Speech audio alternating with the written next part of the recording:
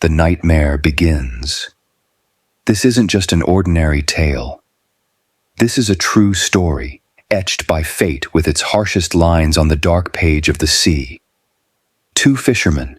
They were searching for their livelihood in the vast ocean, neither knowing that death lay in wait for them in the form of a fierce storm. Suddenly, and without warning, the storm struck. The boat's engine was destroyed, and the communication devices fell silent. A deadly silence that would haunt them for over a year. Imagine the nightmare, a full year of being lost, a bitter struggle for survival. And just when everyone thought the story ended with one of them surviving, the real ordeal began. The sole survivor faced a terrifying accusation. He ate his companion. The start of the catastrophic journey. A fateful decision. On November 17, 2012, in a small Mexican fishing village, Jose, a professional fisherman in his mid-30s, was preparing for his usual trip. But his usual partner was unavailable, so he was forced to hire an inexperienced young man named Cordoba as a temporary assistant. They knew a storm was coming, but the lure of money, the income from one fishing trip, was enough to support a family for a week. A reckless decision, yes, but it was the only option. The two men set sail at 1 a.m. on a simple 7-meter boat, heading 120 kilometers from the coast. After a tough day, the boat was full of fish. But Jose spotted the storm approaching. It didn't seem dangerous at first, but the sea, gentlemen, shows no mercy. Disaster strikes, loss of control. Suddenly, a sudden hurricane struck. The waves rose like mountains. Standing became impossible. Jose clung to the boat, trying to steer it towards the coast, but the rain intensified and visibility dropped until it was completely gone.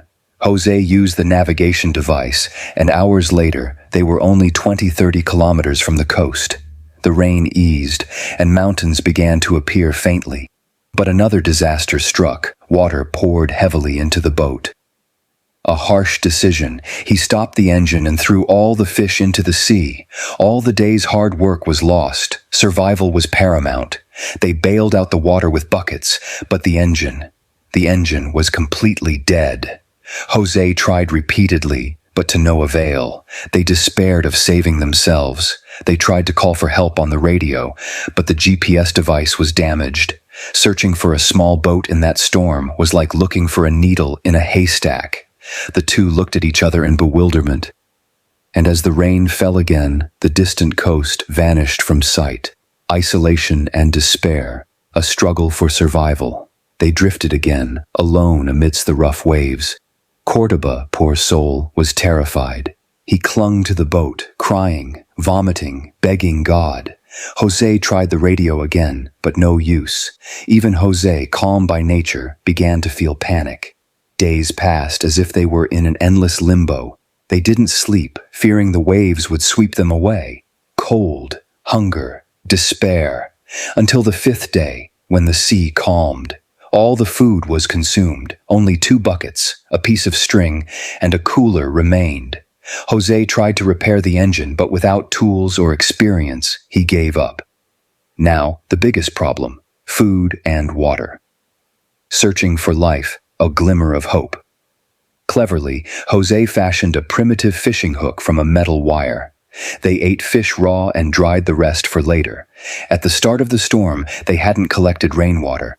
Now, under the scorching sun, there wasn't a drop of water.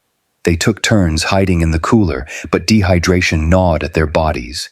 Their only hope, rain. In the worst circumstances, they collected their urine and drank it. On the 10th day, a sea turtle swam by. They caught it, drank its blood, and ate its meat. Every piece of floating trash was a hope. Rotten bread, milk, carrots. These were feasts in their cruel world.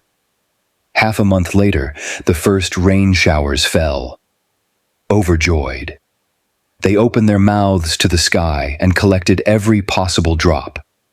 That day, they not only ate and drank their fill, but also took a refreshing bath with the heavy rain. Loneliness and loss. The end of a companion.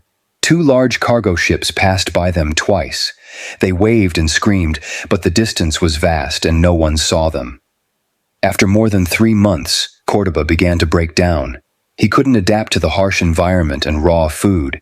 He became weak, lying on the boat's floor, unable to move. Days later, Cordoba lost his life. It was a devastating blow for Jose. They used to talk to each other to ease their loneliness.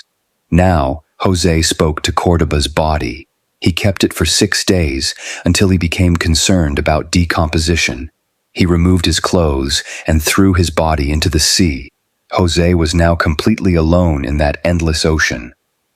Survival and accusation. A bitter ending. On January 29, 2014, Jose woke to see an island on the horizon. It wasn't an illusion. He wanted to swim to it, but exhaustion nearly killed him. He took a long wooden board and began to paddle. Currents pulled him, but he didn't give up. He swam until he reached the shore on January 30th. A couple found him. Jose returned home and documented his experience in a book. But his survival story didn't end there. Cordoba's family filed a lawsuit, demanding $1 million.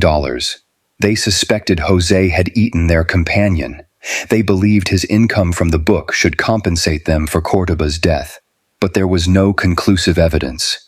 In the end, the case was closed without a result. A story of survival, born from despair and ending with the bitterness of accusation.